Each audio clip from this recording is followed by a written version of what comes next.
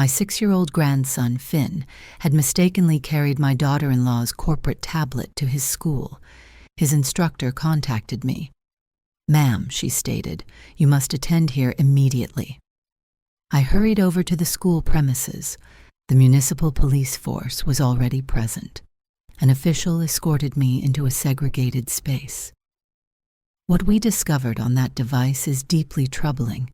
Frankly, when I viewed it, I was utterly astonished. I am relieved you are here. If you are currently viewing this video, kindly show your support by hitting the like button, subscribing to our channel, and let me know in the comments section the geographical location from where you are listening to this chronicle of retribution. I am interested to see the extent of its reach. That morning, I awoke to the customary tranquility of a fresh dawn. At 62 years of age, my mornings typically commenced unhurriedly, gently. The old radio on the kitchen ledge softly droned the perpetual mutter of the daily news. Today, they were reporting about a considerable vehicular bottleneck in the city center. Suddenly, the telephone emitted a shrill, penetrating sound, violently shattering the calm. I startled and inadvertently splashed a bit of my coffee onto the countertop. Swiftly dabbing my hands on my well-worn kitchen apron, I answered the call, my heart thudding a fraction quicker. On the opposite side of the connection was the voice of Ms. Sterling, Finn's instructor at Oakwood Elementary. Her voice was quivering, hasty, as if she were desperately striving to avert a major panic. "Mrs. Thorne, you are required to come to the school building right away. Something has occurred, something quite serious involving Finn." I felt my chest tighten abruptly, as though a forceful hand were constricting it. A multitude of dreadful scenarios instantly flooded my thoughts. Merciful heavens, did the child tumble? Did he sustain an injury somewhere, instructor? I almost screamed out, my voice fractured by sheer dread. I pictured Finn lying on the ground, his small knees bleeding profusely. Or even worse, that he had met with an unfortunate mishap on the recreational area. "Ma'am?" Miss Sterling hesitated, her tone laden with obvious distress. "It is not exactly that, but you absolutely must arrive to fully grasp the situation." I had no opportunity to pose any further inquiries. My mind was in a whirlpool, fixated on a singular urgent mandate. I had to reach Finn immediately. I hurriedly snatched the antique cardigan dangling behind the entry door without even bothering to extinguish the cooker, entirely disregarding the coffee percolator bubbling furiously. I rushed out onto the street, my legs trembling, yet forcing myself to move as quickly as humanly possible. The external world seemed to dissolve into a blur. I could only distinctly perceive the vigorous pounding of my own pulse within my chest cavity. Inside the cramped taxicab, the driver briefly regarded me through his rearview mirror. "In quite the rush, ma'am?" he inquired, his voice tinged with curiosity. I offered no verbal response. I merely shook my head in silence, my gaze securely fastened on the flow of passing vehicles outside the window pane.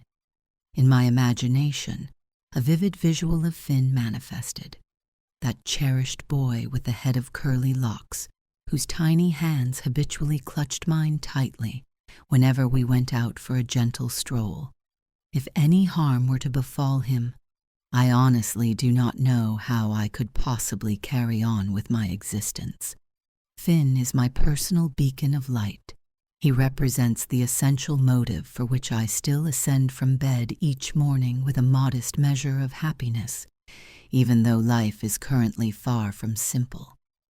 When the taxi finally halted just outside the imposing school gateway, the sight that greeted me immobilized me completely. 2 official patrol vehicles were conspicuously stationed directly in front of the playground, their emergency red and blue beacons flashing incessantly, like sharp, piercing daggers aimed straight at my heart. A small assembly of parents had congregated nearby, exchanging hushed words with expressions of intense inquisitiveness and profound anxiety. I faintly overheard a few select words: law enforcement, electronic gadget, grave situation. Every single syllable struck me with the force of a sledgehammer upon my skull. I shoved my way through the small gathering, almost sprinting towards the administrative office where I instinctively felt Finn would be held. Upon entering the small, confined chamber, I spotted Finn instantly. He was huddled into a tight little sphere upon an aged timber seat, his small, frail hands tightly grasping his small backpack, as if it constituted his sole shield against the entire universe. His eyes were noticeably reddened and puffy from excessive weeping. His small, boyish countenance was entirely dominated by palpable terror. I felt an intense urge to rush forward and embrace him, to reassure him that everything would ultimately be fine, yet my feet felt as though they had been cemented to the floor surface. The principal, Mr. Jenkins, rose from his sturdy wooden desk and gently approached me. His face was etched with evident concern. His voice was a hushed monotone. "Mrs. Thorne, we have ascertained that Finn inadvertently brought an electronic device into his classroom that appears to hold some exceptionally peculiar material." Before I could fully process what these peculiar materials might actually entail, the entrance flung open aggressively. Detective Vance strode in, a tall individual with an exceptionally serious demeanor. In his firmly clasped hands, he carefully conveyed a digital tablet, meticulously sealed within a transparent plastic evidence enclosure, the precise type I had only ever witnessed in police procedural films. He fixed his gaze directly upon mine, with a chilly, impassive look. "This apparatus is the corporate tablet belonging to your daughter-in-law, Mrs. Lorelei Thorne," he articulated in a noticeably authoritative tone. "When we activated it, we viewed material that I firmly believe you should personally observe with your own sight. Lorelei, my daughter-in-law, the partner whom Ethan, my son, always spoke of with such adoration, the mother whom Finn virtually worshipped." A profound shiver traced its way down my spinal column. Lorelei was employed at a prominent pharmaceutical enterprise, perpetually engrossed in demanding board meetings and lengthy professional travel. That precise tablet, I suddenly recalled Finn mentioning he had mistakenly retrieved it from his mother's workstation, assuming it was his personal device for gaming. I had reprimanded him for his carelessness, yet I never for a moment envisioned the ramifications would be this profoundly severe. Detective Vance motioned for me to accompany him into a compact adjacent room. The moment the door was securely closed, all the exterior sounds, the low parental whispers, the noise of passing motor vehicles, completely vanished. It was merely me, Detective Vance, and the illuminated tablet resting upon the tabletop. He rapidly unlocked the display, and what instantly appeared caused my whole world to crumble around me. Displayed before my eyes were not mathematical exercises, school assignments, or the interactive applications that Finn typically utilized. It was a completely distinct reality, a sphere I never believed could conceivably exist within the confines of my own family. There were extensive communications filled with affectionate terms that were decidedly not intended for Ethan, but rather for a male acquaintance identified as Marcus Shaw. Images were being transmitted, not of immediate family members or Finn's recent birthday celebration, but rather obscure photographs filled with cryptic and hidden details. Following this were financial transfers involving staggeringly vast sums, along with confidential business papers replete with specialized terminology I could not begin to decipher. I flicked through screen after screen, my hands violently trembling with a dense obstruction in my throat, as though I were actively being strangled. What? What in the world is all of this? I mumbled, my voice utterly shattered. Detective Vance did not reply instantly. He simply regarded me with an expression caught between solemn severity and unexpected sympathy. "We are conducting a full investigation," he eventually stated, "but the contents here clearly suggest that Mrs. Lorelei Thorne is deeply implicated in illicit operations, ones of a very serious nature." I sank into the chair, feeling as though my body had been entirely drained of its final vestige of energy. Lorelei, the daughter-in-law I had always regarded as the quintessence of a perfect woman, diligent, considerate, deeply loving toward her spouse and child. I vividly recalled the evening she had prepared a lavish dinner for everyone, the delightful manner in which she smiled at Finn, the simple gesture of holding Ethan's hand. Now, every single aspect of those memories seemed like an elaborate deception. I instantly thought of Ethan, my son, who had bestowed his entire affections upon his wife, and of Finn, that purely innocent child who was now waiting outside, frightened and completely unable to comprehend the enormity of the unfolding events. Detective Vance's profound clinical voice resonated like a sharp incision, abruptly jarring me from my deep contemplation. "We are retaining possession of this device for investigative purposes. You are not permitted to take it." I remained seated there, my hands still uncontrollably shaking, nodding my head like a mechanical automaton. In my mind's eye, the chilling images from the tablet continued to revolve ceaselessly. The confidential messages, the daunting figures, the profound secrets I never would have imagined surfacing within my own kinship structure. I desperately wished to ask more. I yearned to understand the fundamental reason why, yet my throat was utterly parched. I was utterly incapable of articulating a solitary syllable. A young police officer, clad in a spotless uniform, entered the space holding a manila folder. He recited in a completely detached, unemotional tone, as though merely completing a standard administrative function. "Material evidence confiscated at Oakwood Elementary School from the student Finn Thorne. One digital tablet apparatus. Serial identification number." I ceased listening to the precise details. I only keenly felt my hands tremble as I took the pen to formally endorse the official document. My signature emerged visibly skewed, a chaotic scribble that perfectly reflected the intense disarray within my psyche. Finn, my wholly guileless boy, was now hopelessly ensnared in a tumultuous predicament that even I, a 62-year-old woman with a lifetime of experience, could not fully fathom. A female police official, slender in build and possessing a gentle tone, approached Finn. "Hello, champion.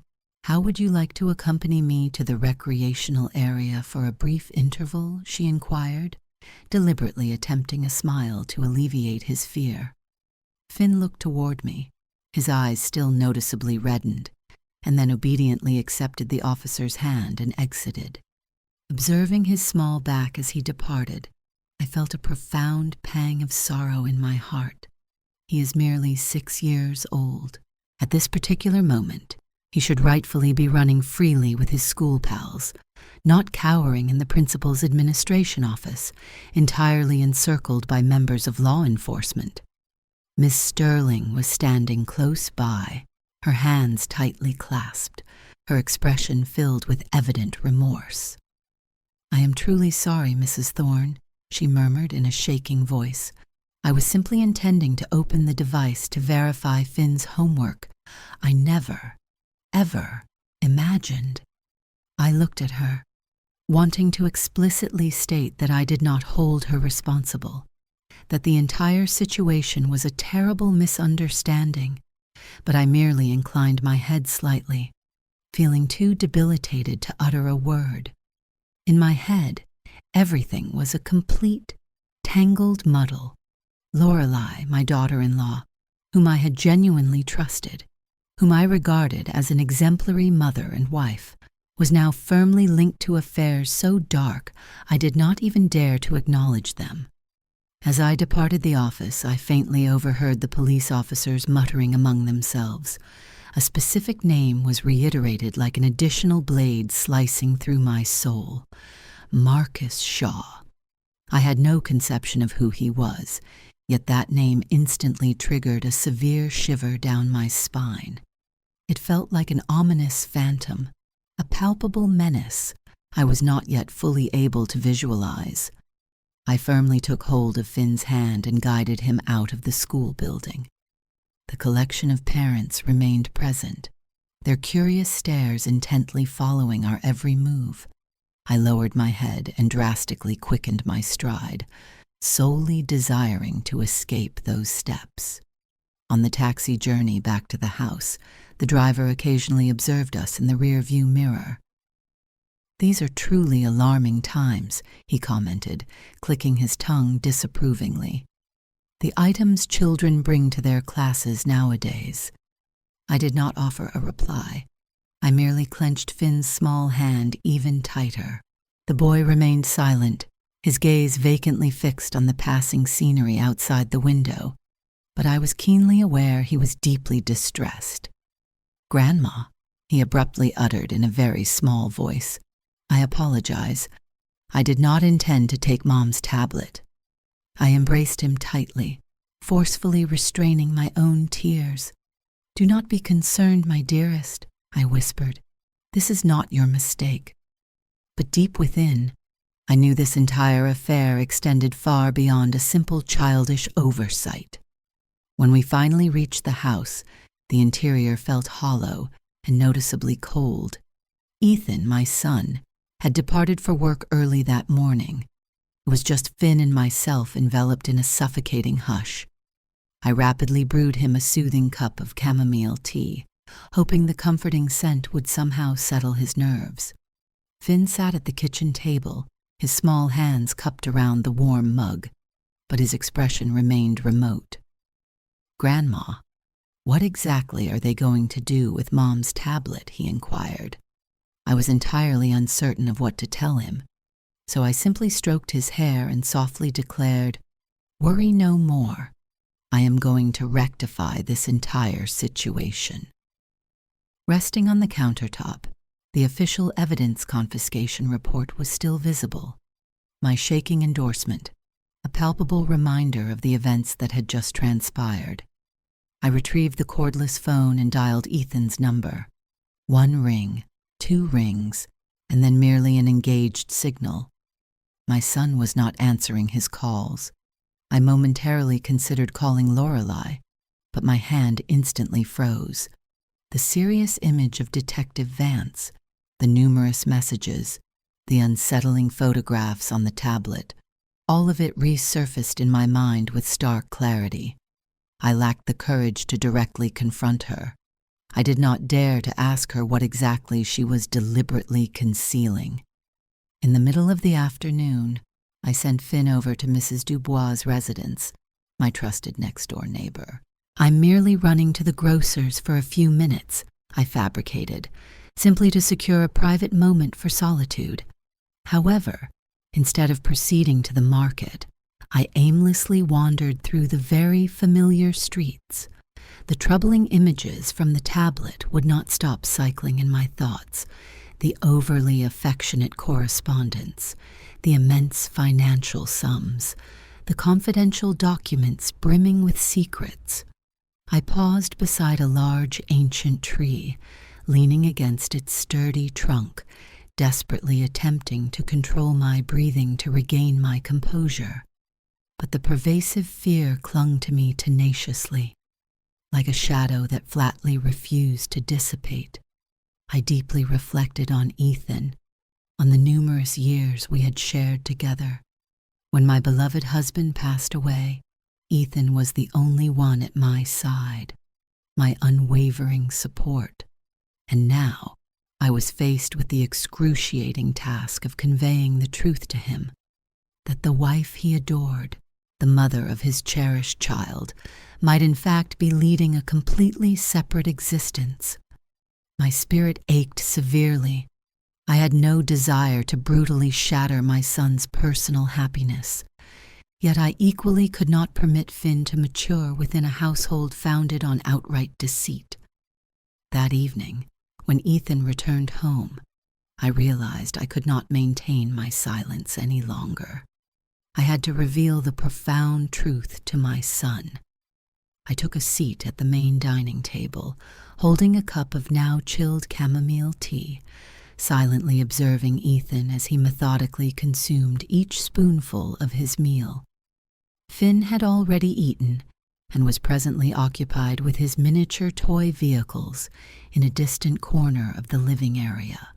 Lorelei was still actively maintaining her role as the consummate spouse and mother. She meticulously cleared the dishes, offered a pleasant smile, and engaged Finn in conversation about his school tasks as if absolutely nothing out of the ordinary had occurred.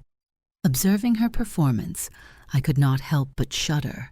How could a person behave so perfectly when, only a few hours earlier, I had personally witnessed her appalling secrets unveiled on that corporate tablet?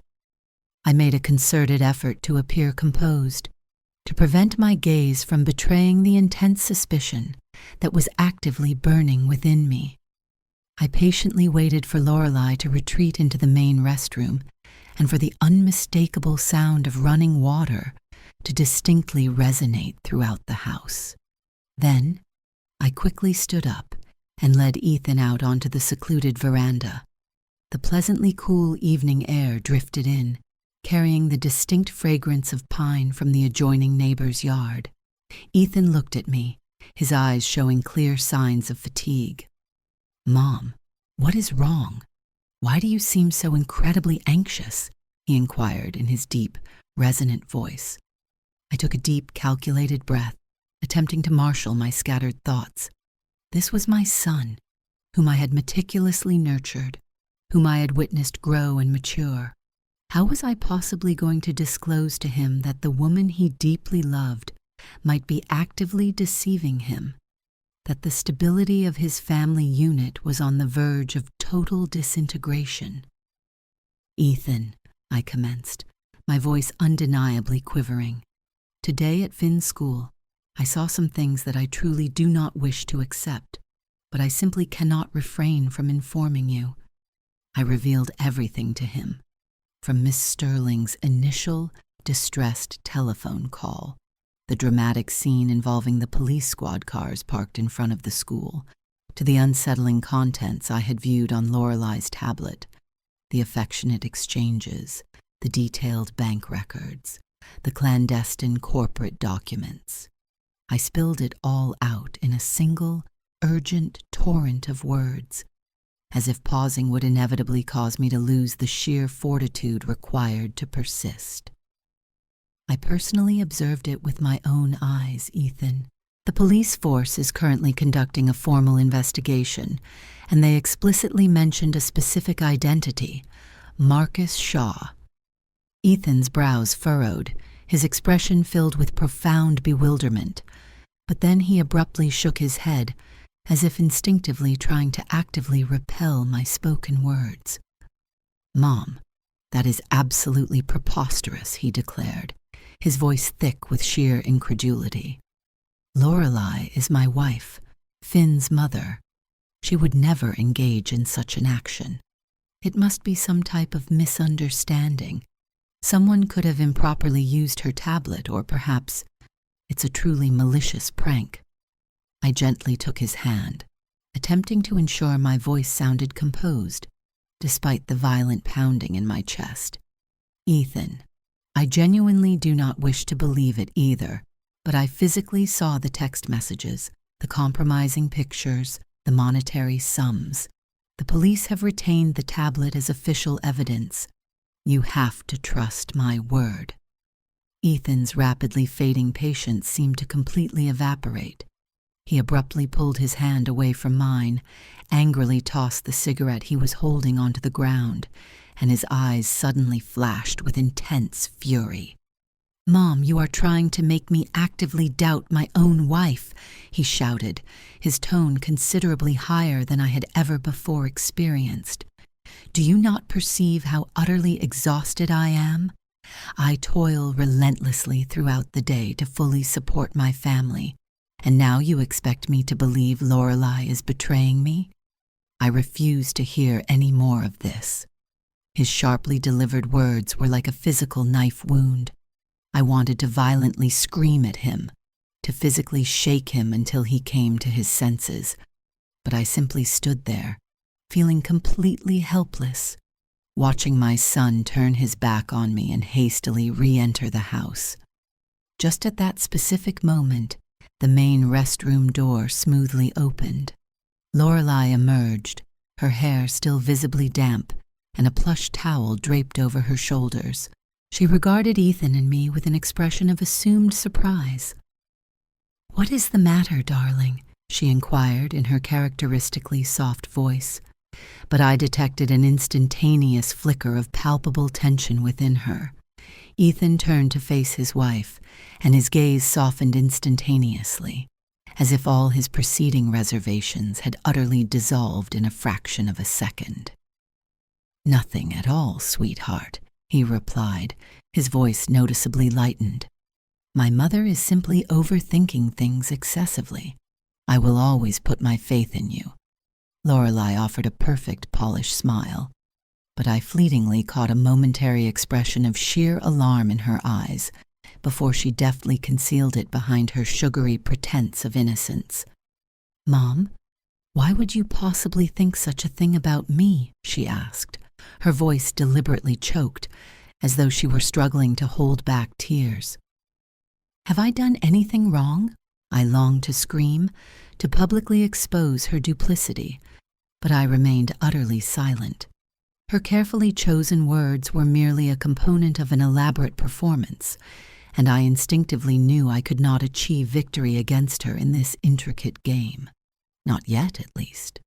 Dinner that evening was exceptionally heavy, like dense lead. We consumed our meal in an oppressive silence. The only audible sounds were the metallic clinking of cutlery against the porcelain plates and the distant audio from the evening news broadcast on the television in the living area. Finn, as keenly sensitive as all young children are, unmistakably sensed the tension. He looked at me, then at his father, and asked in a hushed whisper, "Did Mommy and Daddy have a quarrel?" Ethan immediately pulled him closer, gently stroking his head. "Absolutely no one.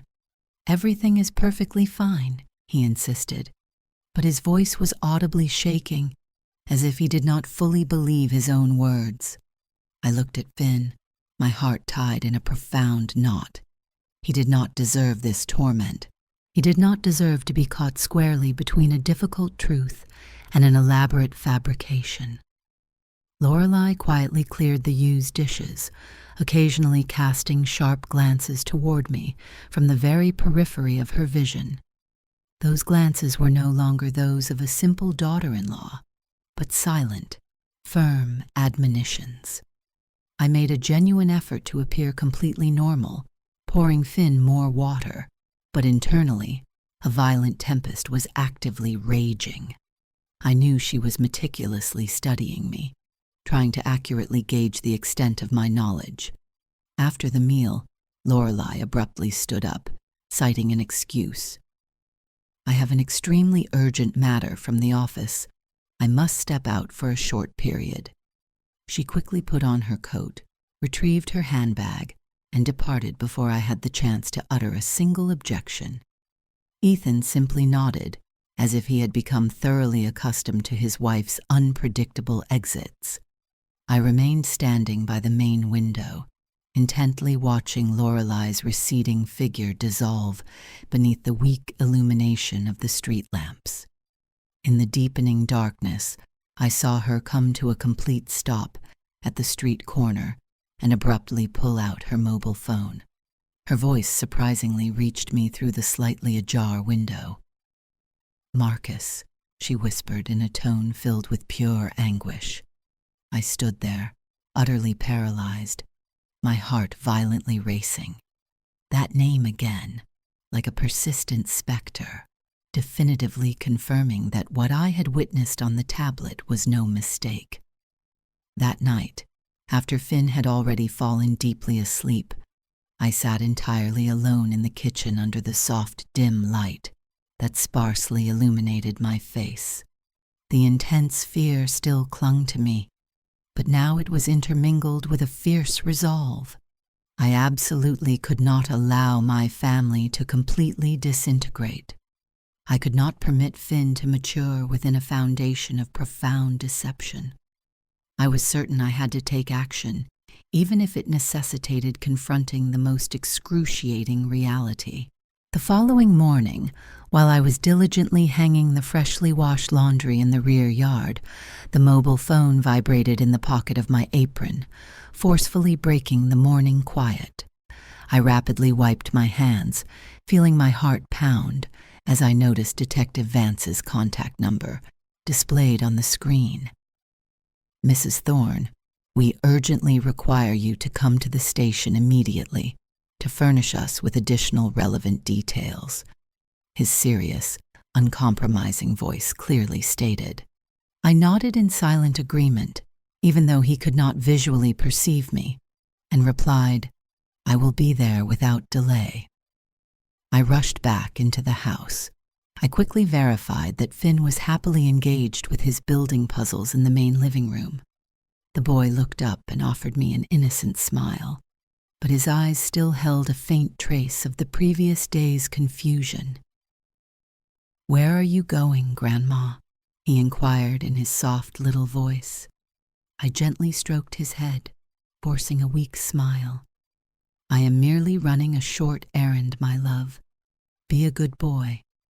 I am going to ask Mrs. Dubois to watch over you." Finn nodded, but I knew he intuitively sensed my underlying unease. I went straight to Mrs. Dubois' house, the reliable neighbor who has been an integral part of my family for so many decades. She was carefully watering her potted plants in her front yard, her strands of gray hair peeking out from beneath a rustic straw hat. "Rosa, can you kindly supervise Finn for a brief period, please?" I requested, desperately attempting to keep my voice steady. Mrs. Dubois observed me, her eyes filled with genuine concern. "Alara, something is undeniably amiss, isn't it? I have noticed you have been so extremely tense since yesterday." I merely shook my head in denial. I had no desire to drag her into this hazardous quagmire. "It's solely my own personal issues. Do not be troubled." Mrs. Dubois nodded, but I was convinced she did not believe my assurances. The police facility was a clamorous, heavily occupied environment with a dense, stale air that smelled strongly of sweat and paper. A young officer guided me down an extremely long corridor, the echoing sound of my shoes reverberating on the cold linoleum floor. They escorted me into a small conference room equipped with subtly tinted windows that obscured the inquisitive glances from the outside world. Inside, Detective Vance was standing, his arms firmly folded, maintaining the exact same serious expression as the day before. Seated next to him was a middle-aged woman, possessing an obviously intelligent demeanor, dressed in a sharply tailored dark blue pantsuit. She stood up and firmly shook my hand with noticeable resolve and self-assurance. "I am District Attorney Evelyn Delgado," she formally introduced herself, her voice both clear and decisive. "I will be overseeing this particular matter." DA Delgado slid a considerably thick folder toward me, filled with copious printed pages of correspondence, financial data, and compelling imagery. "This material is what we successfully extracted from your daughter-in-law's tablet," she explained, pointing directly to a clearly highlighted name on the initial sheet, Marcus Shaw. He holds the position of director at a major pharmaceutical conglomerate. However, he is also the primary person of interest in a complex case we have been closely monitoring for an extended duration. I turned the subsequent pages, feeling my heart accelerate rapidly as I viewed the staggering figures from the banking transactions. Millions of dollars systematically migrating between domestic and international accounts. Email exchanges utilizing formal, professional jargon, but blatantly masking something deeply unsettling that I struggled to fully grasp. But what truly left me utterly breathless were the internal documents concerning vastly inflated service agreements and the unauthorized manufacturing of counterfeit medications. I viewed photographs of a massive factory with towering smokestacks, violently expelling thick, black smoke and a distinct flow of dark, ominous water, directly entering the river near the industrial park, the very same waterway where the local children, including Finn, habitually went swimming on exceptionally hot days. I instantly recalled the afternoons when Finn would return home, his hair completely saturated, excitedly narrating how he had successfully captured a small fish. The terrifying realization that that water could be dangerously contaminated caused me to violently shudder, and I firmly gripped the edge of the table. D.A. Delgado was observing me intently. Her gaze was a deliberate blend of severity and quiet empathy. We have been tenaciously tracking Shaw for a long time, but we previously lacked direct, undeniable proof, she detailed. Your daughter-in-law's tablet represents the definitive key. It contains absolutely everything we need to successfully dismantle this entire corrupt operation. I nodded silently, but my mind was whirling uncontrollably. Lorelei, whom I had genuinely considered a daughter, was intricately involved in something so thoroughly abhorrent. I wanted to inquire why. I wanted to fully understand how she could so callously betray her own family. Yet a painful lump formed in my throat, rendering me incapable of speech. Detective Vance intervened. His voice became noticeably deeper, saturated with a potent warning. But this also inherently implies that you and your grandson are now facing a direct risk. If Shaw, or any individual within his powerful network, discovers that you have seen this information, they will not simply remain idle. His chilling words were like a sudden bucket of freezing water. I instantly froze, my cold hands tightly clenched, feeling sheer terror surge throughout my entire body. I thought of Finn, of his utterly guileless smile, of Ethan, who was still hopelessly blinded by love for his wife. If they were to find out I was actively collaborating with the police, what horrifying outcome would ensue? I departed the station, my head feeling exceptionally heavy, like a solid mass of lead. Outside, aggressive reporters were swarming another potential suspect, with microphones aggressively thrust everywhere and camera flashes relentlessly discharging. I pulled the brim of my hat down lower and swiftly walked through the surging throng, fervently praying that no one would possibly recognize me. On the city transit bus ride back to the house, I tightly crammed myself into a secluded corner seat, staring blankly out the window, without truly seeing anything but a collection of blurry city impressions. In my mind, there was one singular overriding imperative. I had to safeguard Finn, regardless of the potential cost. He is my cherished illumination, the fundamental reason I continue to live after enduring so much profound grief. I absolutely could not allow him to be harmed. I could not permit those threatening shadows to encroach upon him. The moment I arrived home, I had barely managed to open the door when I saw Lorelei already seated in the living room, a ceramic coffee mug held in her hand.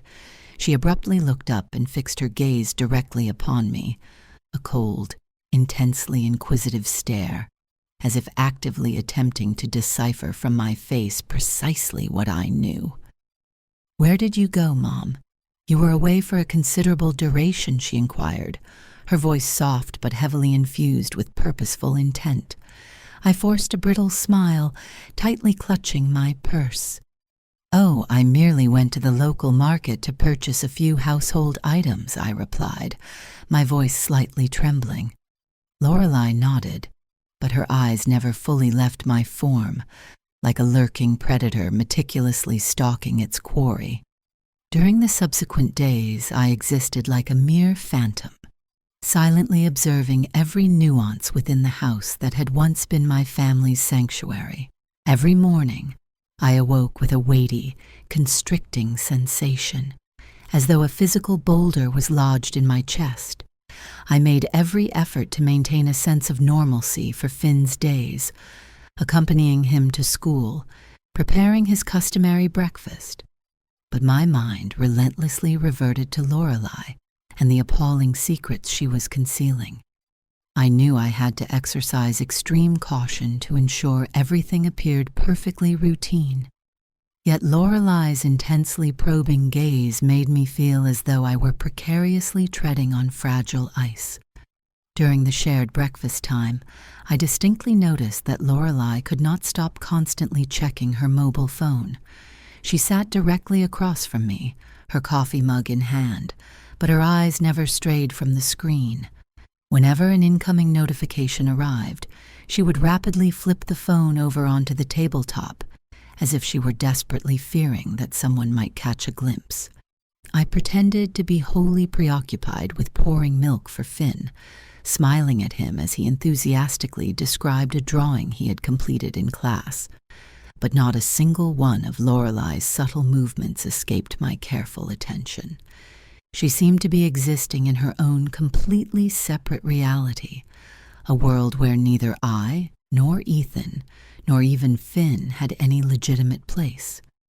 "Finn, promptly finish your milk, sweetheart, so I can take you to your school," I instructed, deliberately striving to make my voice sound utterly natural.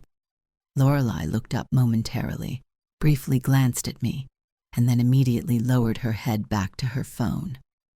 "I have an exceptionally early professional meeting today," she informed Ethan in a noticeably flat voice.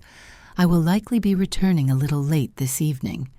Ethan simply nodded without pressing for further details, as if he were already entirely habituated to his wife's sporadic scheduling. I looked at him with a profound ache in my soul. My son, that man who used to exhibit such inner strength and resolute confidence, now seemed utterly oblivious to the deepening fissures spreading through the core of his own family. That afternoon, Lorelei announced that she had to attend an utterly unforeseen professional engagement. I was positioned by the kitchen entrance, intently watching her meticulously apply a dark blue dress, a liberal spray of fine perfume, and style her hair into a flawlessly polished look. "What precise kind of meeting necessitates you being so elaborately dressed?" I let the question slip out, attempting to sound completely offhand. Lorelei turned and offered a faint smile, but the happiness did not genuinely reach her eyes. "Crucial clients are arriving at the firm, Mom," she swiftly replied, then quickly grabbed her handbag and hastened out. The door violently slammed shut, leaving behind a chilling emptiness. My gut strongly indicated that something was fundamentally wrong. I could not simply stand idly by. I absolutely could not allow circumstances to proceed in this manner without actively intervening. I raced over to Mrs. Dubois' house to leave Finn in her care. "Neighbor, I am facing a pressing emergency. Can you possibly supervise the boy for a brief while?" I asked, desperately trying to mask the rising panic in my voice. Mrs. Dubois looked at me, visibly concerned. "Elara, you are acting highly unusual. If something serious is happening, please tell me. Do not keep it bottled inside." I merely shook my head, swiftly thanked her, and left in a state of sheer haste. I immediately hailed a passing taxi, my heart pounding relentlessly, and requested the driver to discreetly follow Lorelei's vehicle. "Please ensure she does not detect that we are trailing her," I whispered. My eyes were securely fixed on Lorelei's white sedan just ahead. The taxi driver briefly glanced at me in his rearview mirror, but wisely refrained from asking any questions. He simply nodded and increased his speed. Lorelei's car eventually pulled up in front of an extremely upscale shopping complex, where the massive glass structures brightly gleamed in the daylight. I saw her step out, walking with noticeable confidence, but actively scanning her surroundings as if actively anticipating someone's arrival. Then, a gleaming black SUV abruptly and rapidly approached. A man clad in a formal suit and dark sunglasses immediately exited the vehicle and formally opened the door for her. I barely managed to discern the license plate number before Lorelei quickly entered, and the SUV hastily accelerated, vanishing into the heavy traffic flow. I remained seated there, intensely gripping the taxi seat, desperately trying to commit the license plate to memory. The man's face was merely an indistinguishable blur, but the manner in which Lorelei entered the car, without a moment's hesitation, made me feel a terrible, choking sensation. I requested the taxi driver to return me home, my mind in utter shambles. The visual of the black SUV and Lorelei's secretive exchange haunted me, like irrefutable confirmation that what I had observed on the tablet was not a mistake. A few days later, I received another call to return to the police station. In the small conference room, DA Delgado and Detective Vance were patiently waiting for my arrival. "Mrs. Thorne, do you possess any recently acquired details?" Detective Vance inquired with his typically penetrating stare. I drew a deep breath and recounted what I had personally witnessed that day, from the precise manner in which Lorelei left the house to the black SUV. I repeated the license plate number, my voice slightly shaking. Detective Vance took immediate notes and turned to another officer, issuing a concise instruction to verify the details without delay. A few minutes later, he returned and simply nodded. "It is, in fact, Marcus Shaw's personal vehicle." DA Delgado passed me a folder containing a photograph of Marcus Shaw, taken at a formal charity function.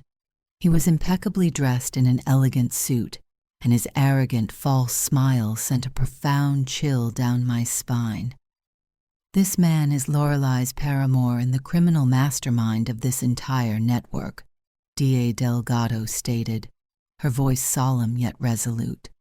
"He is the driving force behind the clandestine production of counterfeit medicines and large-scale money laundering. Your daughter-in-law's tablet has successfully provided us with the necessary evidence to move closer to his imminent apprehension." I stared at the photograph, feeling my blood run suddenly cold. Marcus Shaw. That name was no longer merely a vague specter, but a real, tangible person with a deceptive smile and ruthlessly cold eyes. I reflected on Lorelei, on the persistent act she maintained as the perfect wife in front of Ethan, and my spirit ached deeply. How could she sustain two completely different lives? On one hand, Finn's mother, and on the other, the direct accomplice of a criminal like Shaw. That night, we were all comfortably watching television, but I found myself utterly unable to concentrate. Suddenly, on the local news program, there was a detailed report highly praising Marcus Shaw for his enormous contributions to public health initiatives. His image displayed prominently on the screen, situated in the midst of a cheering audience, left me completely frozen. The sounds of the television applause felt like forceful hammer blows to my heart. I quickly glanced at Lorelei and observed that she was clearly smiling, but it was a strained, tense expression, as if she were actively attempting to hide something significant. Ethan did not notice. He was intently focused on the screen, and Finn yawned, resting his head securely on my shoulder. Late that night, I quietly rose to fetch a glass of water, still feeling intensely restless. As I passed through the kitchen area, I was suddenly surprised to see Lorelei sitting there in the profound darkness, with only the illumination from her mobile phone lighting her face. I hastily concealed myself behind the door, my heart vigorously pumping. Lorelei was whispering into the phone, her voice soft but heavily laden with tension. "I love you, Marcus," she said, with a distinctly affectionate tone I had never witnessed her direct toward Ethan. I stood there, utterly immobilized, feeling my world utterly shatter once more. I silently retreated to my room, lay down, but was entirely incapable of sleep. On Saturday evening, the atmosphere within the house felt marginally lighter. Ethan and Finn were comfortably seated in front of the television, watching an aggressive football game with palpable enthusiasm. The loud cheers emanating from the screen merged with the simple laughter of father and son. I was situated in the kitchen, meticulously slicing various fruits, desperately trying to immerse myself in that rare moment of fleeting calmness. But deep down, I knew it was all a carefully constructed illusion. The intense fear and underlying suspicion still lingered, like a persistent shadow that utterly refused to depart. Lorelei entered the living area, offered a tender smile to Finn, and then turned toward Ethan. "I need to make a professional business call," she explained in a soft, non-committal voice, as if it were a minor insignificance. "It's an urgent team conference, you understand." Ethan simply nodded without taking his eyes off the screen. "Certainly, honey. Go right ahead," he replied, entirely unconcerned. Lorelei walked into the small study at the end of the hall and securely closed the door. I put down the knife and stared intently at the platter of fruit, feeling a deep sense of foreboding. I do not know what specific impulse propelled me, but my feet automatically carried me down the hallway. As I passed the study door, I clearly overheard Lorelei's voice, harsh and intensely strained, entirely different from the assumed sweetness she had just displayed. "This is impossible," she almost screamed, her voice visibly trembling. "The police are holding the tablet. If absolutely everything is revealed, we are completely ruined." I stopped abruptly in my tracks, my heart pounding so violently I genuinely feared it would burst out of my chest cavity. A man's voice, deep and clinically cold, replied through the speakerphone, loud enough for me to distinctly hear every spoken word. "Relax, Jess. If that old woman has the audacity to open her mouth, we will regrettably have to ensure she pays the ultimate price. Do you comprehend?" I stood there, completely paralyzed, my feet firmly stuck to the floor. That old woman. I knew definitively he was referring to me. The chilling threat was like a razor-sharp knife that instantly plunged into my heart, making me acutely aware that the danger was no longer a remote anxiety, but a terrifying reality rapidly closing in. Inside, Lorelei remained silent for a brief moment, and then she replied in a low, yet distinctly determined tone, "I know. I will personally handle the matter." I tiptoed back carefully so as not to produce the slightest noise and fled back to the kitchen. I stood there, frantically gripping the edge of the countertop, desperately attempting to regain my breath. My respiration was ragged and uneven, as though I had just completed a punishing marathon. I looked down at the fruit platter, the perfectly uniform segments of mango and watermelon, and forcefully reminded myself that I absolutely had to maintain a normal appearance. If Lorelei were to discover I had overheard her conversation, if she were to even remotely suspect I was monitoring her, I dared not even imagine the consequences. I dared not even envision the repercussions. My mind, though 62 years in constant operation, was suddenly racing with the frantic primal speed of an animal trapped. I forced myself to walk from the kitchen back to the brightly lit living space, every movement a deliberate charade of tranquility. Ethan and Finn were still utterly absorbed in the boisterous telecast, their attention riveted to the athletic contest. I felt a wave of icy apprehension wash over me, the memory of Marcus Shaw's chilling declaration, "That senior lady," repeating in my inner ear like a dire prediction. The menace was no longer an abstract concern linked to money and medications. It had suddenly transformed into a direct, palpable threat aimed squarely at my own existence. I sat down on the upholstered armchair, my body rigid, attempting to appear completely engrossed in the sporting event. I smiled thinly when Finn exclaimed loudly at a play, but the smile felt like a grotesque mask. Where Lorelei was concerned, I had to be an absolute master of deception. My primary objective was clear. I had to ascertain precisely what Lorelei's proposed plan. "I will personally handle the matter," actually entailed. I could no longer just passively observe. Lorelei emerged from the study a short while later, her demeanor meticulously restored to its usual sugary sweetness. "All done with work, my dears," she announced brightly, her voice a shade too exuberant. She knelt beside Finn, running a hand gently through his curly hair, her motions entirely those of a doting mother.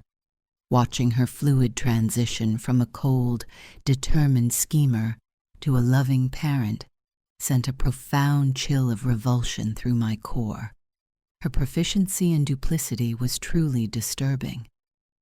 "Did you resolve the major issues, sweetheart?"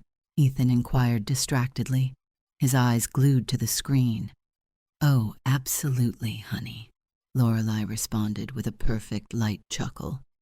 "Just a temporary hiccup with the supply logistics. All sorted now."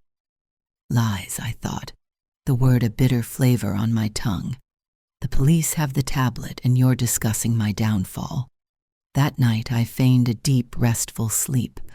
I lay perfectly still in my bed, my eyes tightly shut, but my hearing was acutely tuned to every minor sound originating from the hallway. Around 2 o'clock in the morning, I heard the subtle creak of a floorboard near the door to Ethan and Lorelei's bedroom. A moment of silence, followed by the soft, muffled click of their door being carefully and slowly opened. My heart pounded like a furious drum. I held my breath, listening intently. I heard the almost imperceptible padding of bare feet moving toward the main staircase. I cautiously slipped out of bed, pulling on a simple dressing gown, my movements as stealthy as a cat. I approached my door, putting my ear to the wooden panel. The stillness was absolute. I cracked the door open a minute fraction, enough to peer out. The hallway was entirely dark, but a faint wedge of light was visible from the lower level. I slowly and meticulously descended the stairs, one cautious step at a time, avoiding the specific spots I knew tended to squeak. Lorelei was standing in the kitchen, silhouetted by the dim glow of the refrigerator light. She was speaking in the lowest register of her voice into her phone, her back entirely facing me. "No, I can't move it tonight. He's sleeping in his own bed. It must appear to be a simple misfortune, something completely unanticipated. Tomorrow, during the mid-morning hour, ensure the area is clear." I involuntarily recoiled a step, the sudden chilling comprehension hitting me like a physical blow. Move what? It must appear to be a misfortune. Was she not just planning my removal, but also involving Finn? The realization was utterly terrifying. I was no longer merely frightened for myself. I was seized by an overwhelming primal terror for my grandchild. I silently retreated back up the stairs, my legs quaking uncontrollably. I gently eased myself back into bed, pulling the thick comforter up to my chin, but sleep was now an absolute impossibility. Tomorrow, during the mid-morning hour. I had less than 12 hours to devise a solution. The next morning I was a bundle of highly strung nerves, yet I maintained my outward performance of typical behavior. I prepared Finn's favorite pancakes with exceptional care. Lorelei was unusually restless. She rushed through her breakfast, repeatedly checking her timepiece. "I have an essential site inspection this morning, Ethan," she declared, her tone crisp and professional. "I'll be out until lunchtime." Ethan, completely unsuspecting, merely offered a casual wave. "Drive safely, dear." She offered me a curt, fleeting smile, a smile devoid of any genuine warmth, one that felt like a cold adieu. As the door closed behind her, I felt the clock rapidly ticking. It was currently 8:30 a.m. My first urgent step was Finn. I had to get him out of the residence and to a secure location. "Finn, my sweetheart," I began, my voice striving for an effortless, natural pitch. "How about a little adventure today? I thought we could visit Mrs. Dubois. She mentioned her adorable new kitten arrived, and I promised you could be the very first person to meet it." Finn's weary, anxious face instantly brightened. "Really, Grandma? A kitten?" "Absolutely my treasure," I confirmed, tying the laces on his tiny shoes. "But we have to be extremely quick, as I have a minor task to finish when we return." I ushered Finn across the street to Mrs. Dubois' home with exceptional haste. My neighbor, Rosa Dubois, a kind and stout dame, was already on her front porch, tending to her vibrant petunias. "Rosa," I whispered, pulling her close, my voice raw with controlled urgency. "I am entrusting you with Finn. Under no circumstances should you permit him to leave your premises, and you must not allow anyone, especially Lorelei, to take him, regardless of what they claim." Mrs. Dubois' usual jovial expression vanished, replaced by a look of profound alarm. "Ilara, what in the world is transpiring? You are trembling." "There is peril, Rosa," I confessed, keeping my voice low, using the synonym for danger. "A grave menace. It concerns Finn. Please just trust me now. I will explain every detail later once this entire ordeal is past us. Keep him safe. He is my everything." Mrs. Dubois, sensing the absolute gravity in my tone, simply nodded, her lips drawn into a thin, determined line. "Go. I will guard him with my own life," she vowed, wrapping a protective arm firmly around Finn. I did not linger. I sprinted back to the house, my heart now a frenzied drum in my chest. Time was elapsing. It was nearly 9:01 a.m. I had roughly an hour, perhaps less, before Lorelei's mysterious misfortune was scheduled to unfold. I had to contact Detective Vance immediately. I seized the kitchen phone and dialed the station's number, my fingers quaking slightly on the keypad. A dispatcher answered. "I must speak with Detective Vance or District Attorney Delgado. This is Ilara Thorne. It's an absolute emergency. It concerns the Marcus Shaw case and an imminent threat to my grandson," I exclaimed, my usual composed voice replaced by a demanding bellow. A mere 5 minutes later, Detective Vance's sharp, authoritative voice was on the line. "Mrs. Thorne, speak clearly. What transpired?" I rapidly recounted the overheard late-night exchange, Lorelei's hushed confirmation, the specific mention of my nickname, "that senior lady," and the chilling reference to a misfortune set to occur in the mid-morning hour. There was a heavy pause on the line. "Ma'am, you are asserting that they are plotting a physical attack or something similar?" Vance's voice was now laced with stark seriousness. "I don't definitively know the specifics of the plot," I explained, "but I do know Finn was mentioned. Something about moving him out of his bed. I have securely placed Finn with my trusted neighbor. I believe the misfortune is planned to occur here, within the residence. Vance's response was swift and exceptionally direct. Do not touch anything. Do not attempt to locate anything. Vacate the premises right away. We are dispatching a unit immediately, but it will take them a few moments to arrive and obtain the necessary warrant. I can't leave yet, Detective, I replied, my voice now low and fiercely determined. I need proof. I need to ensure Ethan finally understands the utter deception of the person he married. Mrs. Thorne, you are placing yourself in severe peril, Vance bellowed down the line, a clear sign of his rising frustration. I already am in peril, I countered, severing the connection before he could respond further. I stood there, momentarily suspended in the quiet stillness of the empty house. The clock was showing 9:15 a.m. I had to locate a clue, a tangible piece of evidence concerning Lorelei's current machinations. I started my search in the study, the room where the secretive phone call had taken place. I quickly went through her desk, rummaging through professional documents and various bills, finding only items related to her pharmaceutical employment. I then focused my attention on the large, ornate bookshelf near the corner.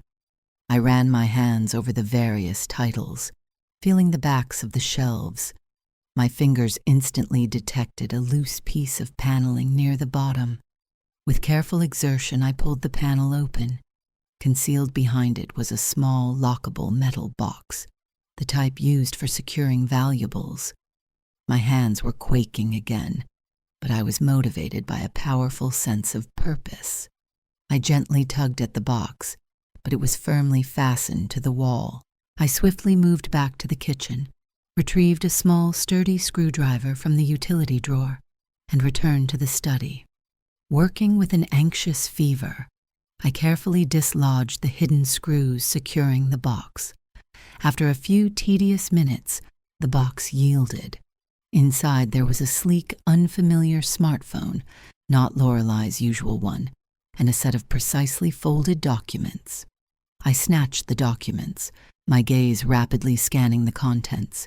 It wasn't about money laundering or fake drugs this time.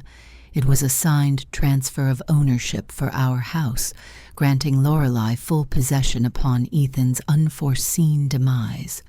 And beside it, another document, a meticulously drafted life insurance policy on Ethan, valued at a staggering 7-figure sum, with Lorelei designated as the sole beneficiary. The cold, hard proof hit me with devastating force. This wasn't merely infidelity and professional fraud. This was a calculated scheme for murder. Lorelei wasn't just planning to hurt me for talking to the police.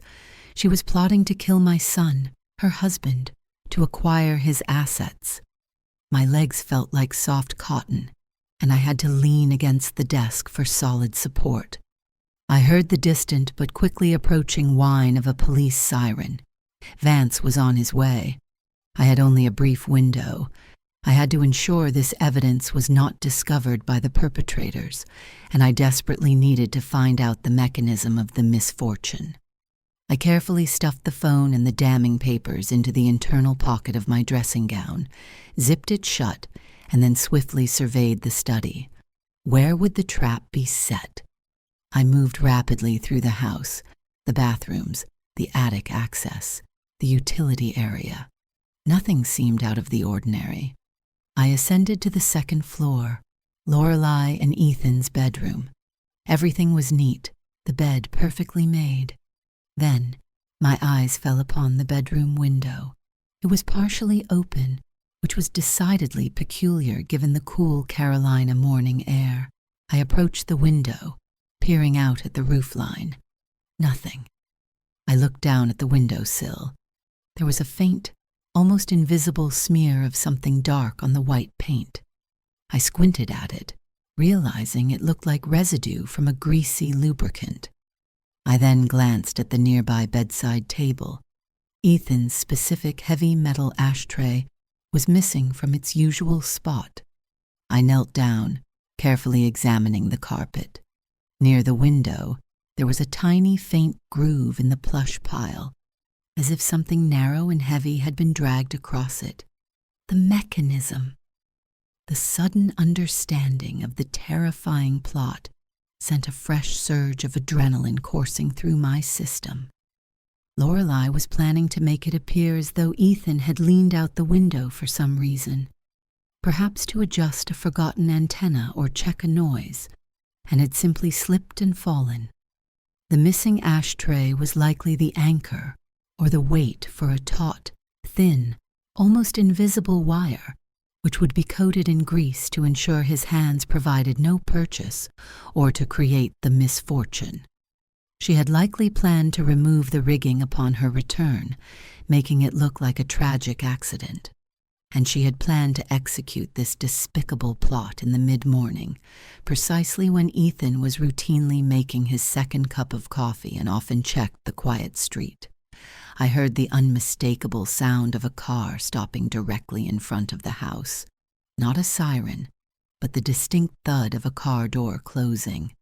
Too early for the police to be so subtle. It must be her. My heart seized. Lorelei had returned prematurely.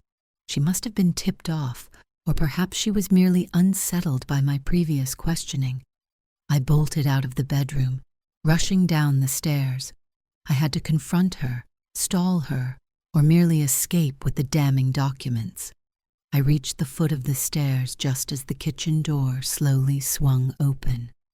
Lorelei stood there, her expression no longer one of sugary innocence, but pure, unadulterated malevolence.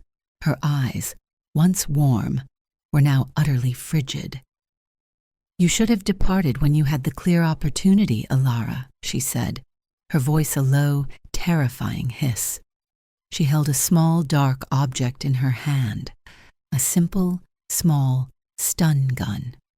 "You were never meant to be a part of the grand scheme," she continued, taking a slow, calculated step toward me. "The senior lady should be tending her garden, not poking her nose into matters of significance." My voice, despite the paralyzing fear, emerged strong and resolute. "You are a monster, Lorelei, planning to murder your own husband, the father of your child, for mere wealth. I know precisely what you plotted, the window, the wire." Lorelei's face contorted into a mask of pure fury. "You know nothing. You have interfered for the very last time." She lunged forward. I instinctively turned and bolted back toward the main staircase, knowing the open space of the living room was a liability.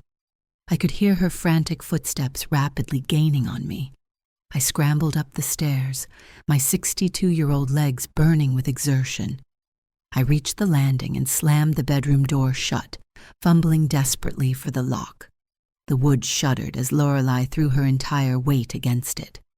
"Open this instant, you old crone," she shrieked, her voice now completely unhinged. I quickly turned and scanned the room for an effective weapon or something to use as a barricade. The only substantial piece of furniture was the heavy wooden wardrobe. I had to mobilize it. I placed my shoulder firmly against the cold, hard wood and began to shove.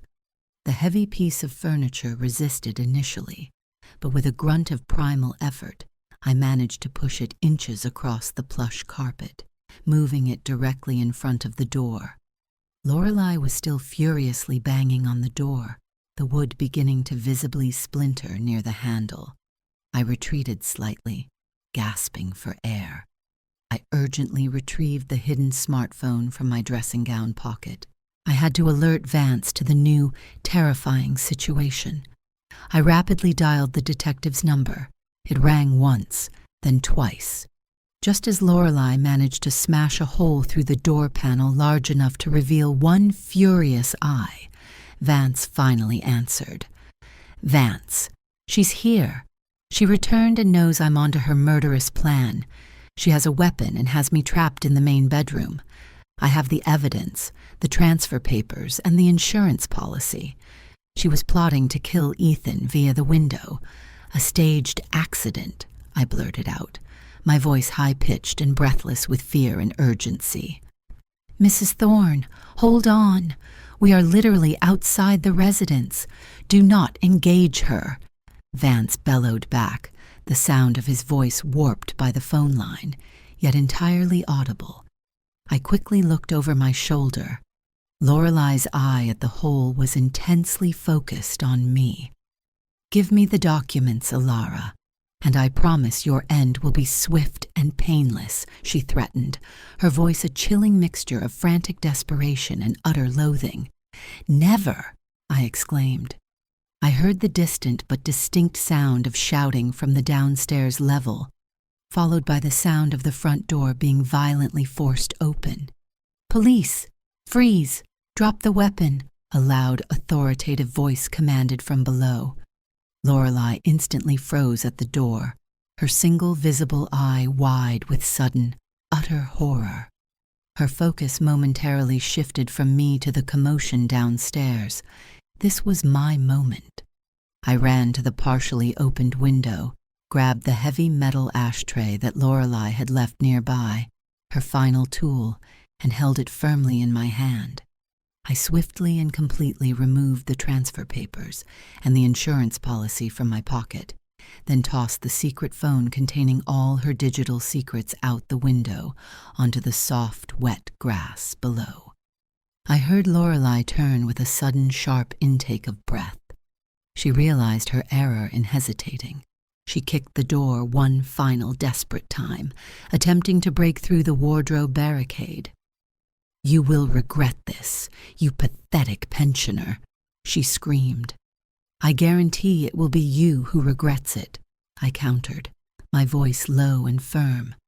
I heard the rapid ascent of heavy boots on the wooden stairs. The police were approaching.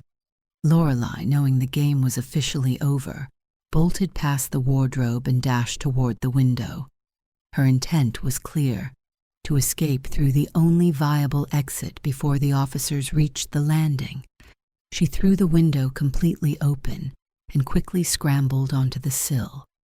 Before she could make a jump, Detective Vance and two uniformed officers burst onto the landing, their presence announced by the deafening cacophony of their hurried arrival. "Lorelei Thorne, stop right there. Put your hands where we can see them," Vance bellowed.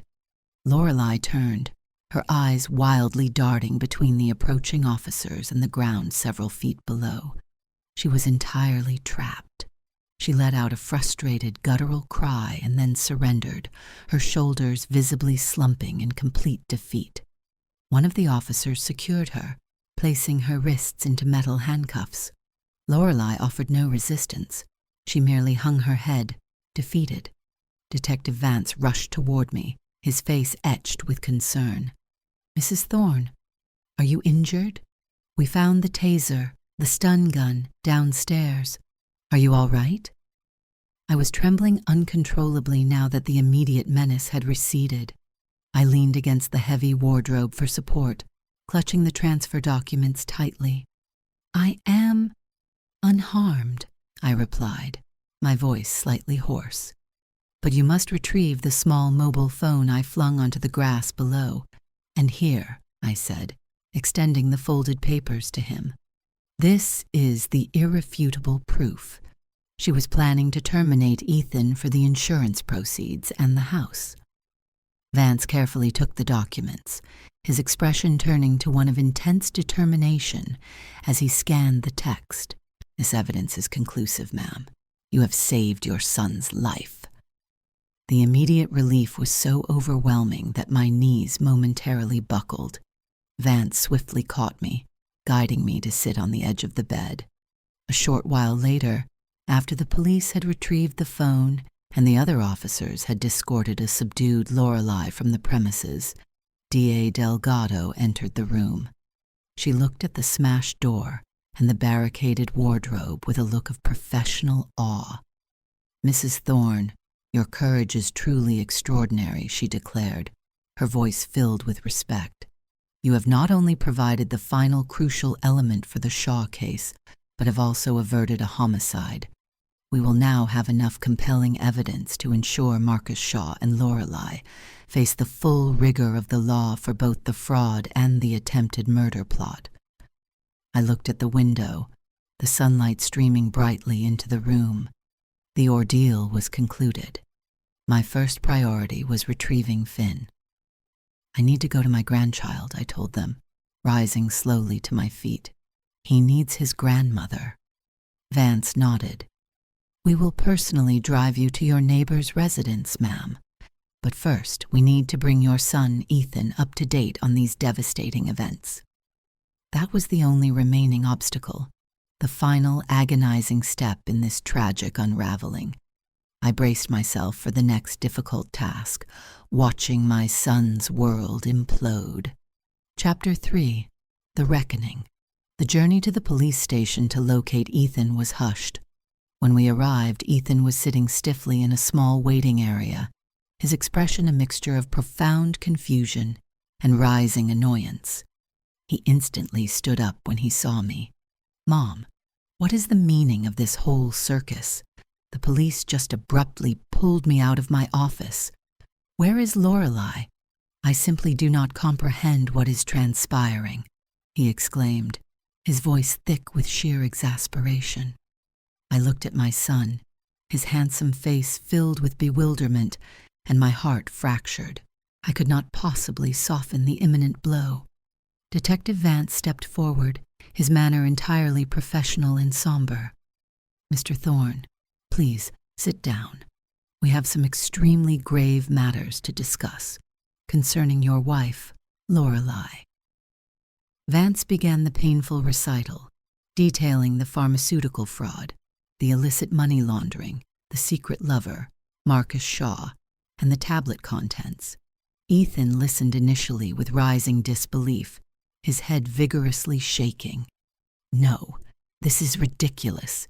You are mistaken. My wife, the mother of my son, she loves me, he bellowed, jumping out of his chair, his hands clenched into tight fists. Then, Vance offered the final devastating piece of information, presenting the insurance policy and the house transfer papers. And this, Mr. Thorne, is the definitive proof. Lorelei had a meticulously constructed plan to eliminate you this morning, to make your fatal fall from the bedroom window appear to be a tragic, simple mishap. Your mother saved your existence. Ethan stared at the documents, his face draining completely of color. His expression shifted from vehement denial to profound, soul-crushing realization. He collapsed back into the chair, tears silently streaming down his cheeks, his body shuddering with the raw force of the devastating revelation.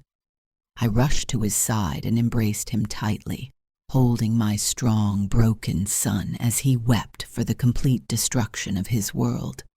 The truth was harsh, a brutal necessity, but he was alive, and Finn was safe. That was all that truly mattered.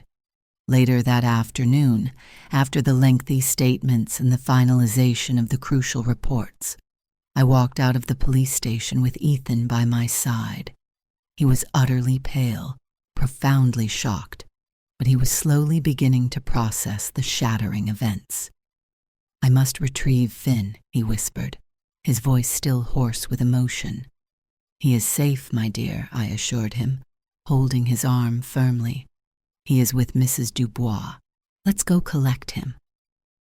When we arrived at Mrs. Dubois' home, Finn instantly sprinted into Ethan's arms, his small body tightly clinging to his father. Ethan held him with an almost frantic protective fervor.